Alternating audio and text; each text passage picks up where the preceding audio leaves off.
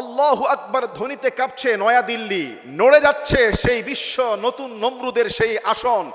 শোনা যাচ্ছে পার্লামেন্টকে ঘেরাও করে ফেলেছে ভারতের ছাত্ররা। তারা ইনকিলাব জিন্দাবাদ স্লোগান দিয়ে এই জুলাই মাসে যেন আরেকটা অভ্যুত্থান ঘটাতে যাচ্ছে। এমনকি নরেন্দ্র মোদী সে পার্লামেন্ট থেকে পালিয়ে চলে গিয়েছে। আমি দেখলাম যে আল্লাহ তাআলা নমরুদকে মেরেছে একটা ল্যাংড়া মশা দিয়ে। আমি যখন দেখলাম যে এই ছাত্ররা কোন বাহিনী, তারা নাকি ককরোচ পার্টি, মানে তেলাপোকা বাহিনী। তেলাপোকা বাহিনীকে আল্লাহ নামিয়ে দিয়েছে। নয়াদিল্লির সেই ভীত আসন কেঁপে উঠছে। এই বর্তমান যুগের সবচেয়ে বড় ফেরাউন আর নরেন্দ্র মোদী, আপনি জানেন সে ভারতের অসংখ্য মসজিদ ভেঙেছে। অসংখ্য মসজিদকে ভেঙে আপনি চুরমার করে দিয়ে সেখানে মন্দির স্থাপন করছে। সে নাকি নতুন করে তাজমহলের নিচে মন্দির দেখতে পাচ্ছে, ভারতের দেওবন্দ মাদ্রাসার নিচে মন্দির দেখতে পাচ্ছে। শুধু তাই না, সাম্প্রতিক তার দল পশ্চিম বাংলায় নতুন সরকার গঠন করেই কলকাতা এয়ারপোর্টের পাশে একটা মসজিদ আছে, সেই মসজিদের নামাজ শুধু বন্ধ করে নেয়, জুমা পর্যন্ত বন্ধ করে দিয়েছে। মুসলমানদের সেই ঈদুল আজহার উৎসবের পশু স্যাক্রিফাইসকে সে বন্ধ করে দিচ্ছে। এমনিভাবে মুসলমানদেরকে জুলুম নির্যাতন করে নব্য যুগের এই ফেরাউন আর নমরুদকে তারই জাতি ভাইদের দ্বারা টেনের হিস্ট্রি নামাচ্ছে। ইতিহাস কথা বলছে নতুন আরেক জুলাই, আরেক অভ্যুত্থান আল্লাহু আকবার ধ্বনিতে, ইনকিলাব জিন্দাবাদের স্লোগানে আজকে ককরোচ পার্টি যেভাবে ঘেরাও করে ফেলেছে, আমার মনে হয় সময় শেষ, আর বেশি দিন টিকা যাবে না। জালেমের পতন আজ হোক কাল হোক ইনশাল্লাহ ঘটবেই। পৃথিবীতে কোনো জালেম জুলুম করে স্থায়িত্ব তো লাভ করতে পারে নাই। আল্লাহর ঘর মসজিদের উপরে যারা হাত দিয়েছে, দিয়ে যারা জমিনকে অন্যায়ভাবে ভিজিয়ে দিয়েছে, তাদের পতন আল্লাহ পাক রব্বুল আলামিন ওই জামানার মানুষদের সামনেই ঘটিয়েছে। আপনি দেখবেন খুব শিগগিরই এই নরাধম শয়তান দিল্লির মসনদ থেকে পালাতে বাধ্য হবে, এবং পালালে সে কোথায় যাবে তার রাস্তা তো চতুর্দিকে বন্ধ। আমরা দোয়া করি, আল্লাহ তুমি তোমার আসমানি গজব আর দুনিয়ার সমস্ত নুসরত দিয়ে এই নয়া শয়তানটাকে তুমি দুনিয়াতে লাঞ্ছিত করে তার মসনদ কাঁপিয়ে দাও ইনশাআল্লাহ। যেই আন্দোলন শুরু হয়েছে, যে বীজ বপন শুরু হয়েছে, কৃষকরা দলে দলে যোগ দিচ্ছে। পশ্চিমবঙ্গ থেকে মমতা ব্যানার্জি যোগ দিয়েছে, ইদানিং তাদের দেশের কংগ্রেস পার্টিরাও যোগ দিয়েছে। কুল জা আল হাক্কু ওয়া যাহাকাল বাতিল ইন্নাল বাতিলা কানা যাহুকা।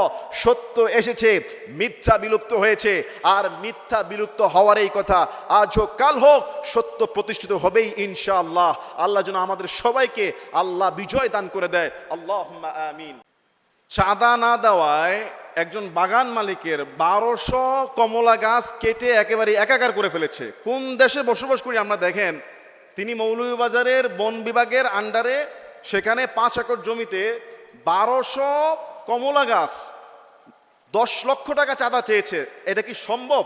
তার বাড়িতে গিয়ে তিনি অভিযোগ করেছেন যে প্রীতম বড়ুয়া রেঞ্জ কর্মকর্তা 10 লক্ষ টাকা চাঁদা না দিতে পারার কারণে একজন কৃষকের 1200 ফলন্ত গাছকে কেটে ফেলে একেবারে একাকার করে ফেলেছে। যেখানে বন বিভাগের দায়িত্ব বনকে আরো বনায়ন করা, রক্ষা করা, গাছকে বৃদ্ধি করা, উনি যদি অবৈধভাবে এখানে কিছু লাগায় থাকে, উনি 9 বছর ধরে সেখানে চাষাবাদ করতেছে বন বিভাগকে মাসোয়ারা দিয়ে, তো এখন 10 লক্ষ টাকা চাঁদাবাজি তিনি দিতে পারেন নাই, এটা তার দাবি অনুযায়ী আমরা শুনতে পাচ্ছি।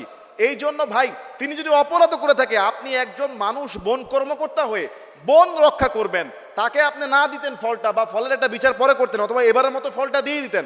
আপনি একটা মানুষ 2 মাস পরে ফল আসবে, গরিব কৃষক এদেশের মানুষ কখনোই, যারা হালালভাবে চলে, এরা কখনোই উঠতে পারবে না।